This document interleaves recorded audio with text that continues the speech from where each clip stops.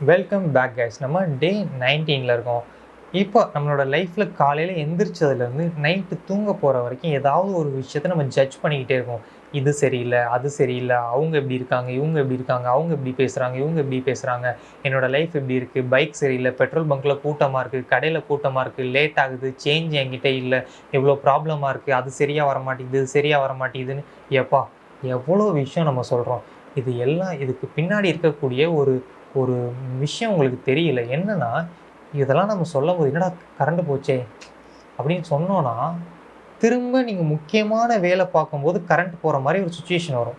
நம்ம எதெல்லாம் கவனிக்கிறோமோ, எதெல்லாம் குறை சொல்றோமோ, எதுக்கெல்லாம் ஜட்ஜ் பண்றோமோ, அதெல்லாம் நம்ம கான்ஷியஸா பண்ணாலும் சரி, சப்கான்ஷியஸா பண்ணாலும் சரி, அதெல்லாம் திரும்ப திரும்ப நடக்க ஆரம்பிக்கும். அப்ப நமக்கு அது வேணான்னா, அத நம்ம ஜட்ஜ் பண்ணக்கூடாது. கரண்ட் போயிடுச்சா போகட்டும்.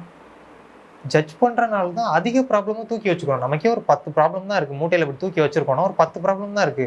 நம்ம ஜட்ஜ் பண்ண அவன் சரியே இல்லையே! 11வது ப்ராப்ளம் மூட்டைக்குள்ள நம்மளே எடுத்து போட்டுக்கிட்டோம்.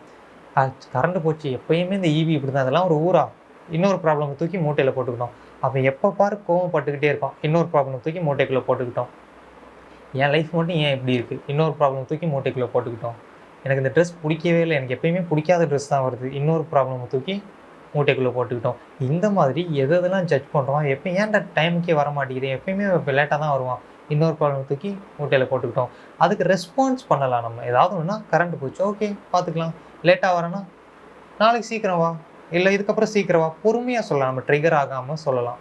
இவ்வளவுதான் விஷயம். அப்ப எதெல்லாம் நம்ம ட்ரிகர் ஆகுறோமோ, எதெல்லாம் ஜட்ஜ் பண்றோமோ, அது திரும்ப திரும்ப திரும்ப திரும்ப நடக்கும். யோசிச்சு பாருங்க, நம்ம காலையில எந்திரிச்சதுலருந்து நைட்டு தூங்க போற வரைக்கும் ஜட்ஜ் பண்ணிக்கிட்டே தான் இருக்கோம். நம்மளையோ, நம்ம லைஃபோ, மத்தவங்க லைஃபோ, நல்லவங்க, கெட்டவங்க, இவன் சரியில்ல, அது மணி, நம்மளோட ஜாப், பிசினஸ் குரோவே ஆகலையே. இன்னொரு ப்ராப்ளம் தூக்கி உள்ள போட்டுக்கிட்டீங்க. பிசினஸ் குரோ ஆகாது. அப்போ ஜாப் நல்லா போக மாட்டேங்குதே, ஜட்ஜ் பண்ணீங்கன்னா, இன்னொரு ப்ராப்ளம் தூக்கி மூட்டைக்குள்ள போட்டீங்க. அப்ப இதுலருந்தே உங்களுக்கு என்ன தெரியும்னா, நம்ம தான் ப்ராப்ளம கிரியேட் பண்ணிட்டு இருக்கோம். அப்ப எந்த ஒரு விஷயத்தையும் இதுக்கப்புறம் நீங்க ஜட்ஜ் பண்ணவே பண்ணாதீங்க. Today I shall judge nothing that occurs.